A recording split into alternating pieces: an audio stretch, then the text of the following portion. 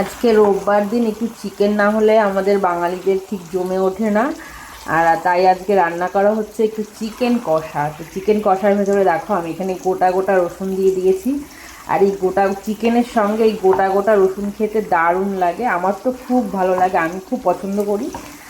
আর আজকে শুধু চিকেনের লেগ পিস হচ্ছে, কারণ আমরা যে ট্রেটা তুলেছিলাম সেটা শুধু চিকেনের লেগ পিস ছিল, ওই জন্য আজকে শুধু চিকেনের লেগ পিস। আর যেটা শুধু কষা হবে। আর আমি এখানে আলুও দিয়ে দিয়েছি, কারণ আমাদের বাঙালিদের একটু চিকেনের ভেতরে আলু না হলে ঠিক জমে ওঠে না ব্যাপারটা, তার জন্য একটু আলুও দিয়ে দিয়েছি।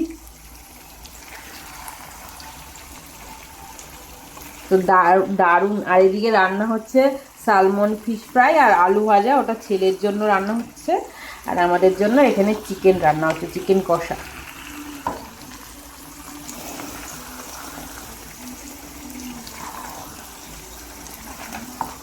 রসুনটা দেখো, এখানে রসুনগুলো একটু বড় বড় হয় তো ওই জন্য এগুলো দেখতে এতটা বড় বড় মনে হচ্ছে।